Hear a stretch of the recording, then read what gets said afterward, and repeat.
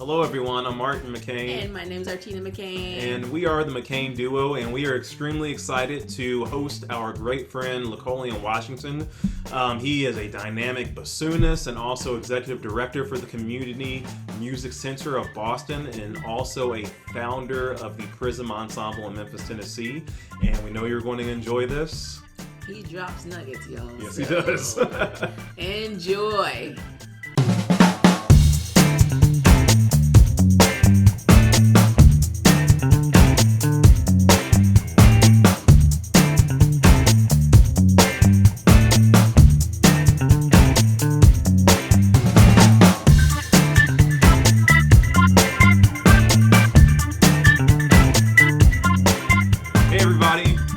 Excited to have Lecolion Washington here. Lecolion, thank you so much. You are a very, very busy man, even in the midst of the pandemic. So thank you so much for donating your time to talk with us.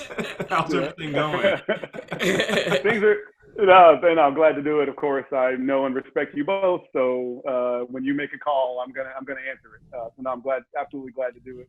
And things are. I tell people all the time that things are going as well as they can go during a global pandemic. So, it's how much small talk can you make around what's going on? Right. But I would say overall, I'm healthy, my family's healthy, my organization is still strong. We've been fortunate to be able to keep all of our staff. We've been able to support artists who work in programs that are no longer have programs running, but we've still been compensating them. So we've been subsidizing a lot of our faculty as well, because it was just important to us to take care of our people. Oh, Absolutely. that's awesome. Yeah, that's amazing. We're so glad to hear that, especially with so many organizations not able to do that. So kudos to you, ED, and your organization. That's awesome. Absolutely. Well, I would say you should thank my predecessor, David Lappin. He's the one who built up the reserve fund that gave us a bit of breathing room right now. So he's the real MVP. Okay. Well, shout out to him. Yeah. So, Lecolion, usually we ask people about their musical careers and their journeys as instrumentalists, but you have a really eclectic and very interesting career path, like having been, or I won't say have been because you might still be on the stage somewhere, but and a dynamic bassoonist, a professor, and now in arts administration too. So tell for the young person just wants to know, like, oh, how did he play bassoon? But then as you grew as a professional, kind of tell them about that career path and how you made some really big changes. Yeah, well, I think it started off for me. I always knew that I wanted to do more than one thing. I didn't see myself as the type of person that would be in the same position for 30 years, and that would be my career. And I always said, I even told my wife, Karina, that I wanted to have two careers, two legitimate careers where I could look back and be like, I did that. And then I can look at the other thing and be like, I really did that too. And so, for me, performance was always a thing. I always knew that was something that you have to start. If you want to do that, you got to start with that. I don't know. I didn't think I would be the kind of person to be like, I'm going to start playing bassoon when I'm 45, 50, and that'll be my second career. Right. And so really, bassoon was something that, was just, my first love, as it, something that I could just do nonstop without recognizing the time passing. But even when I was doing it, I was always thinking about some other type of career in management or in leadership. And so even when I was performing, I would still take opportunities to learn new things, learn about, building organizations, learning about just being a good leader. Because those things really just kind of spoke to me as kind of the person that I wanted to be, even if I was a bassoonist. And also I knew that I wanted to teach. And so when I got my first job, I was really lucky. Well, I won a job playing bassoon in the Houston Grand Opera. That's when I was actually in school with you, Artina, at SMU. And I also got the job teaching bassoon at the University of Missouri. And I really just knew that I wanted to teach. The idea of giving back always meant something to me.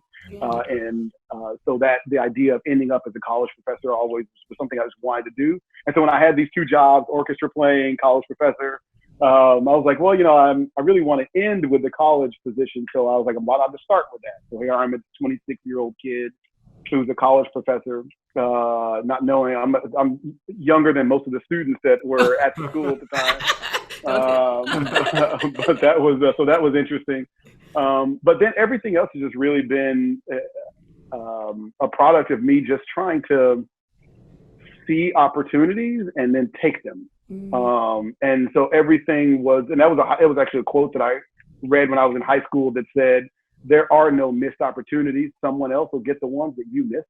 And so I remember thinking, I don't want anybody to get my opportunities. I want all of mine. I want all my opportunities. And keep them. So, right. And so, pretty much throughout the course of my career, whether it was performing opportunities, playing chamber music, playing concertos, or if it was teaching opportunities, teaching at summer programs, with master classes, and then on the admin side, if it's building programs, building organizations, supporting the growth and development of organizations and programs, all those things really spoke to me. So every time there was an opportunity for me to either strengthen a skill set or develop a new one, I tended to take it. Wow. Wow, that's amazing that, you just saw something and you didn't want to settle just for doing one thing. I like that, just having many different skill sets. That's awesome. No, thank you. Like, how did you, why the bassoon? Like, how did that come about? So when I was let me go backwards. Excuse me.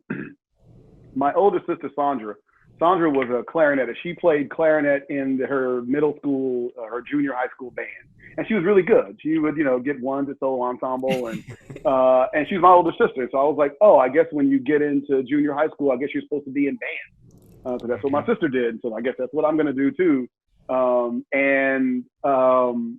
When I got in, I actually wanted to play the drums, and my dad wanted me to play saxophone. But my band director was like, maybe you should play this. And I was like, well, what is that? And he said, it's a bassoon. And I was like, okay, I'll play whatever. I just want to, my sister's in band. I guess I just want to be in band. If this is what I got to play in band, I'll do that. And that was really my entry point. And also my band director in middle school, his name was Bud Whiff, W-I-F, Mr. Whiff. He was an oboist. And he basically, I think that he was like, you find the kid that's the smart kid, you put the smart kid on bassoon or double reed, you give him a instrument, a fingering chart, and kind of pray for the best a little bit, because my family didn't have the money for me to have private lessons, especially then. And so you got a bassoon and a fingering chart, and just kind of took it from there. Oh, wow. See, I thought all the smart kids played piano, actually, but I give it to you. Not that at all. So you had this very prolific performing career. Now, are you still performing, or have you really focused more on the arts admin side? I really focused more just on being an administrator. Although last year I did play on the Lion King soundtrack, the new movie that came out. I'm in the bassoon section on that because that was just a cool project.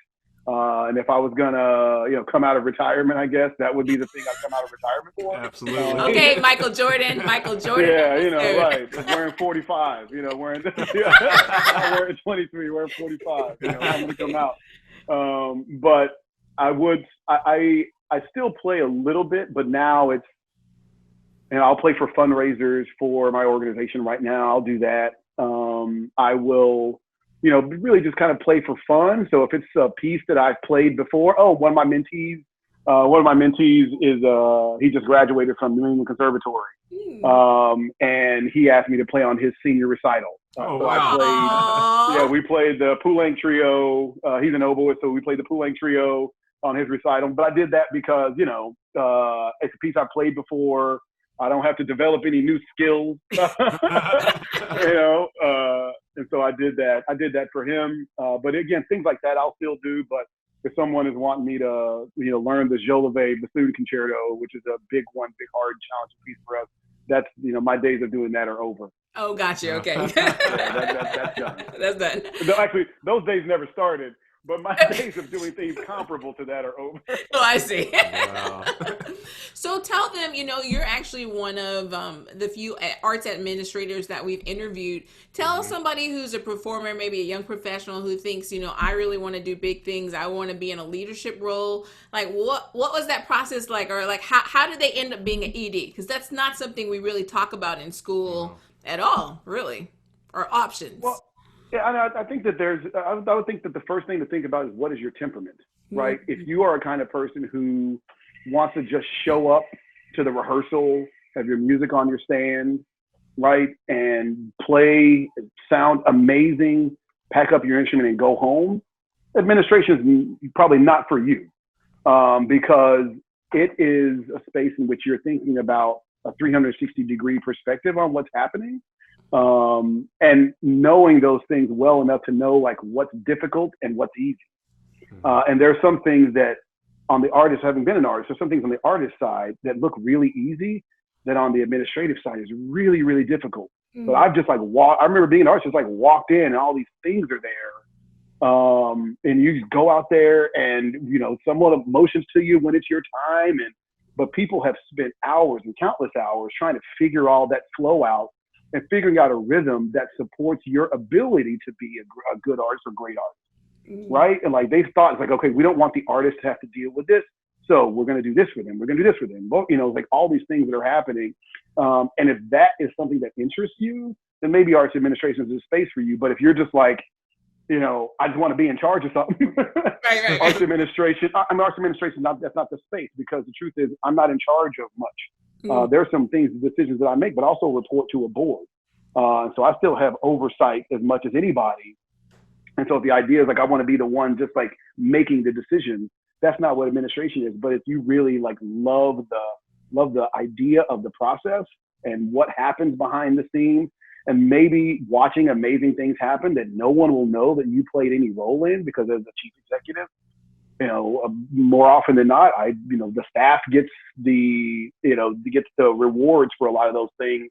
So a lot of things that happen, like people are like, oh my gosh, look at this amazing thing. And people look at the person who's to the fore. And to me as a leader, I try to make those folks to the fore. It's more important to me to have them be the fore. I'd much rather be in the background if I can. But again, I would say that it's not so much developing a skill set, it's really understanding what your temperament is.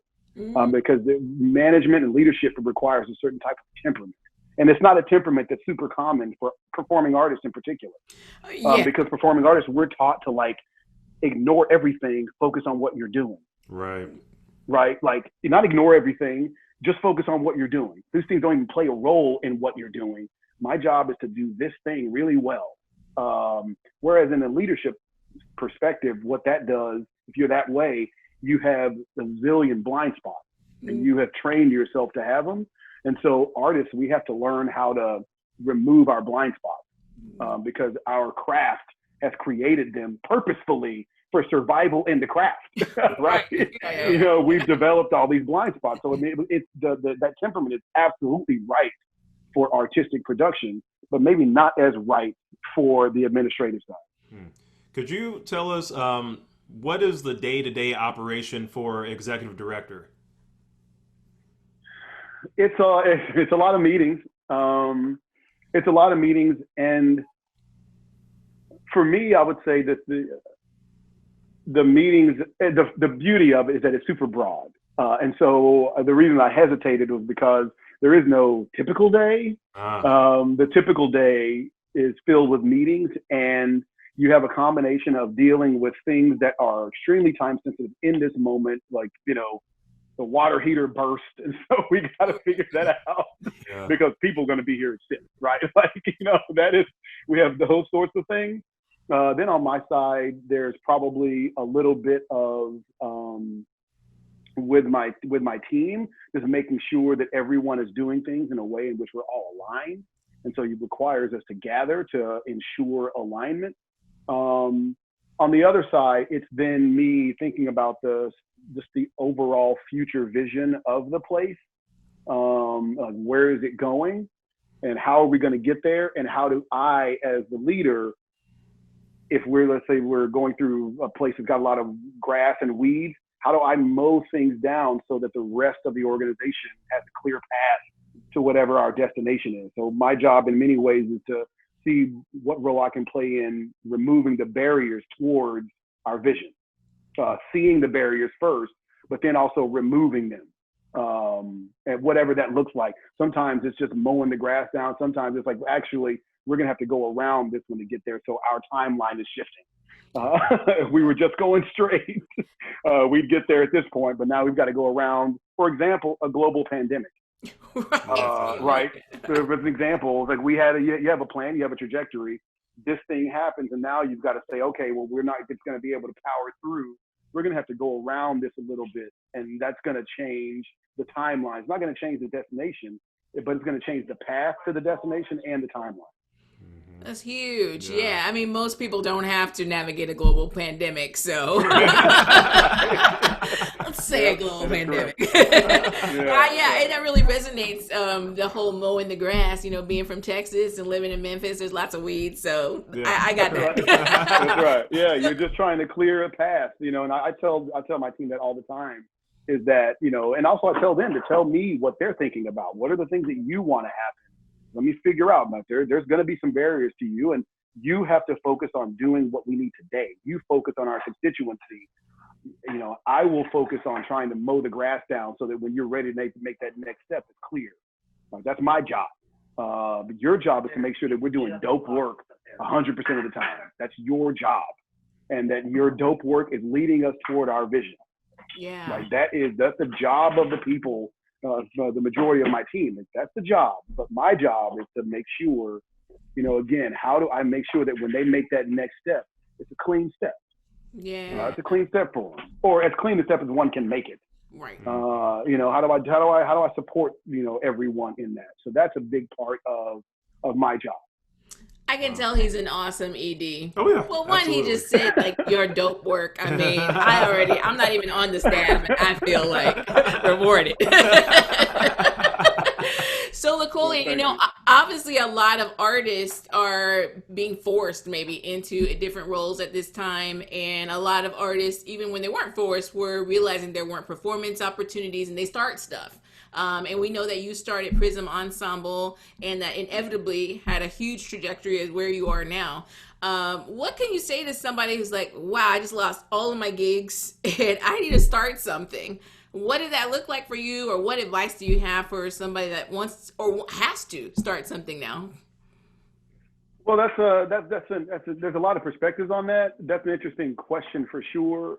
One of the things, let me go backwards. When we started PRIZM, we started that in 09, 08, 09, right when the real estate boom burst, right? When that whole thing, when the real estate bubble burst.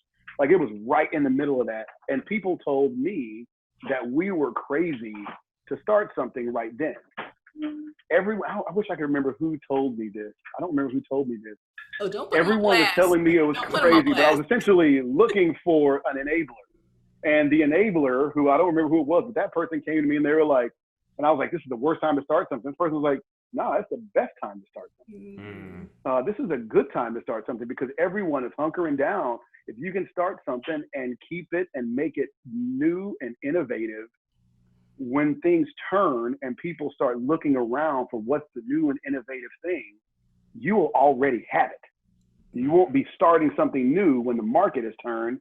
You're starting it now. So by the time people start looking at it, you will have perfected some pieces of it. You can make all your mistakes now during this time, which is a market downturn. And then you can make it, you can turn it into something that could potentially be sustainable. The challenge with that, though, and this is where I was existing in a space of quite a bit of privilege, was that I had my performance career. I was already teaching at the University of Memphis. And so financially, we were relatively stable. And so we weren't trying to build this thing in order for it to compensate for lost income. Mm-hmm. So that we were able to take, our first PRIZM festival was a $500 investment, right? It was $500 for the whole thing.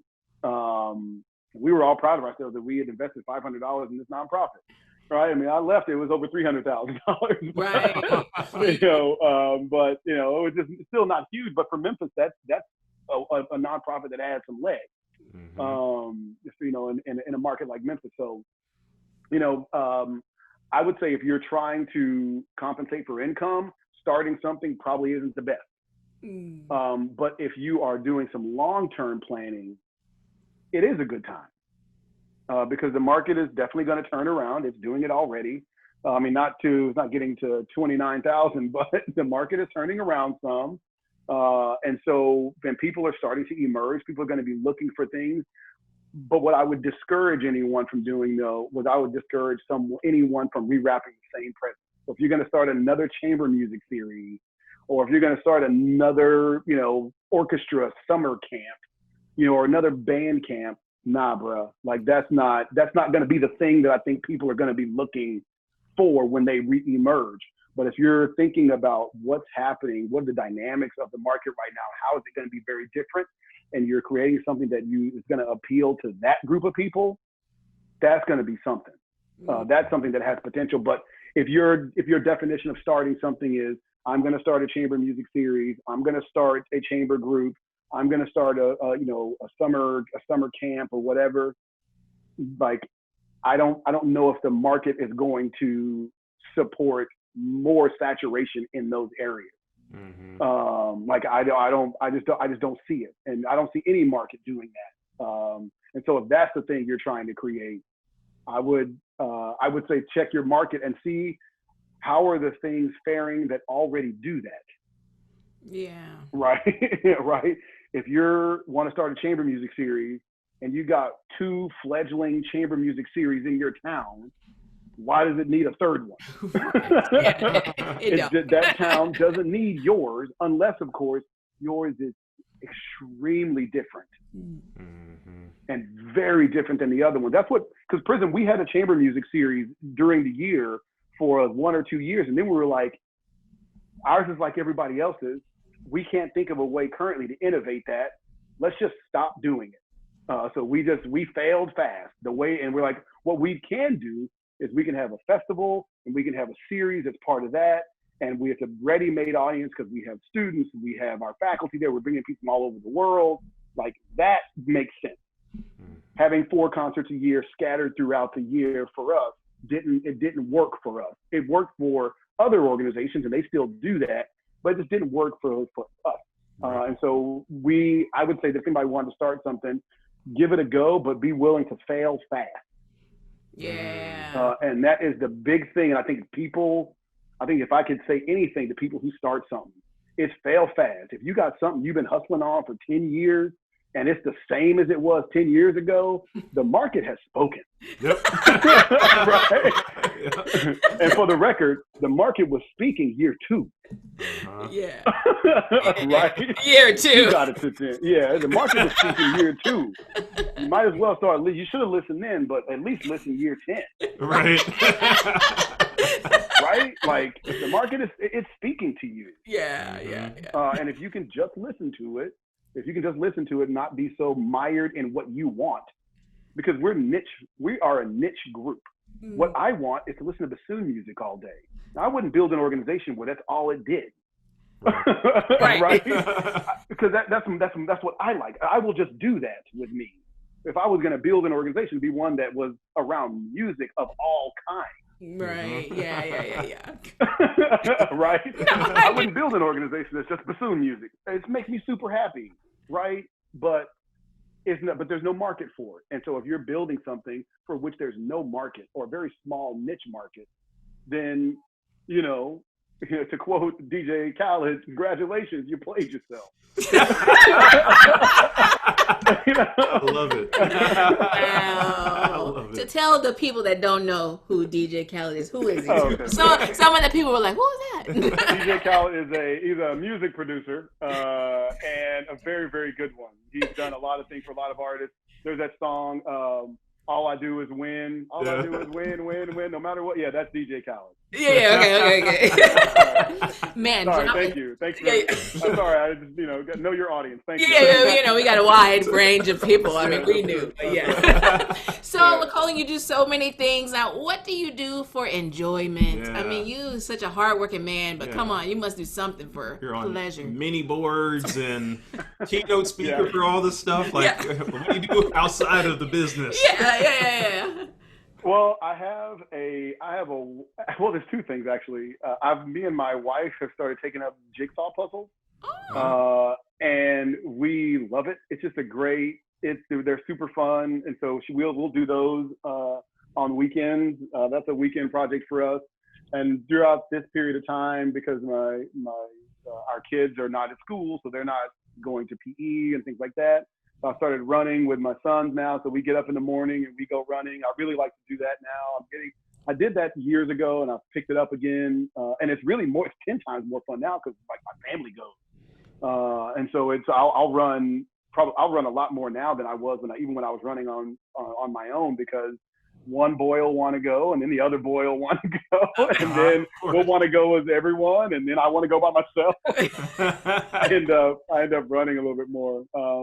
But to be honest, between me and you and everyone who watches your podcast or listens to it, I dig the work. I dig the work. I've always just enjoyed learning. So even on weekends when I'm reading, I don't necessarily read fiction. I don't think I read fiction much at all. I read in many ways to learn. And so it's just, I really dig the work. I think it's really interesting work. I think that there are some transformative things that are happening right now, and I think it's just kind of cool to be a part of something. Oh, that's awesome. So I just dig the work. I dig the work. That's awesome. Yeah, that's cool. That's very inspiring. It's where like being around you is always like a lesson, a life lesson. That's right. I hope you guys rewind and take notes. Well, thank you. So Lecolion, like, what advice would you give the future generation?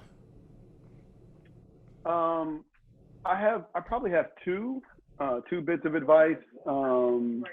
One is question everything. Question what you're learning. And I think about the things that I learned that I didn't question. And now that I'm starting to question them, I'm wishing that I had questioned the people who taught it to me. I wish I had done that, because the people that taught me the things, I think they would have answered me. I had really great teachers, and I don't think they would have taken my questions as like some type of lack of respect or lack of appreciation. I think they would have been like, that's a good, they would talk to me about it. So I wish that I had thought to question rather than be assimilated. I mean, I was always moving towards assimilation. I feel it now. I think about it. It was like even a desire of mine at the time to be able to be assimilated, because if you're assimilated, you can just be at some level not noticed. You can just be in it and assimilate. So that's the benefit of assimilation. But the negative benefit is cultural suicide, and having to do that. I would if I had to pick between the two, I would pick to question and never commit cultural suicide. And so that would be I think really the first thing. And then the second thing would actually be a story. If you don't mind, if I've got time to just tell a quick story. Throw it in there. And it's really a story that someone told me many, many years ago, actually when I was teaching bassoon at the University of Missouri. He told me the story about these two lumberjacks that were having a competition. And the competition was see who could chop down the most wood. So, they're behind curtains, so they can't see who's doing what. And so you can really only see what you're doing. So they start sawing away. One guy, he takes some wood, puts it over into a pile. He looks, sees the other guy has nothing in his pile. So he keeps sawing away, takes over 2 or 3 more, looks over, the guy's got nothing in his pile. He gets to the next couple, and then he's like, oh, he's finally putting wood in his pile. And so he's like, yeah, but I'm so far ahead, I'm gonna kill this guy. And then he comes out the next time, the guy doubled his amount of wood. He comes out this next time, he's now past him, and they go through the entire contest. And at the end, one guy's like, standing there, knee on the wood. The other guy's panting and, clearly lost. He's like, you got to tell me, how did you beat me? And the other lumberjack, he said, oh, I sharpened my saw before I started. Wow. And so the lesson there is, number one, self-care matters. So sharpening your saw is an important thing. And just always thinking about that, you know, not just working and sweating, but also like sharpening your saw. And then the other thing about that is, don't just act, think and plan, be thoughtful. Be thoughtful. If you act if you make thoughtful actions, the universe responds positively to thoughtful actions, and it spits out, to be honest, the universe spits out things that are not thoughtful. Now, every once in a while, the things can be spit out and they can still survive, but the universe is spitting them out. And so being thoughtful is really important. Ooh, man, he went from be thought DJ Khaled to be thoughtful to, y'all tracking with this. Man, this was amazing. It was. Yeah. Thank you so much for being with us. Tell them where they can find you. Community Music Center in Boston. I wish my website were up, but it's coming up eventually. But if you www.cmcb, Community Music Center of Boston, C as in Calvin, M as in Mary, C as in Calvin, B as in boy, cmcb.org, and check us out and just keep, stay aware of the cool things that we're doing. We are doing some really, really important things right now. We're going through a strategic planning process that is going to, I think, be a transformative look at the way community music schools can be run, and the types of things that can be coming from community music schools. So keep your eye out for Community Music Center of Boston. I think that we've got some really, really interesting things coming down the pipeline in the next couple of years. That's awesome. Wow. Yeah, inspiring as always. Yes, I got like my little notepad here. Well, thank y'all. Thanks to the two of you. I have to say I'm inspired. I watch the two of you and the things that you're doing with your podcast and the consulting work that you're doing, and still continuing to perform and teach. I thank you, but I am beyond impressed. And you're doing that as a couple too. I think that is. That's beautiful, and it's probably challenging to do and to do that together, but it's really, really impressive that you can able to do that. So thank you, but the feeling is beyond mutual. Oh, thank you. Gracias. Well, it's been awesome, Lecolian. Thanks for watching, everybody. See you later. Thank y'all. Bye-bye.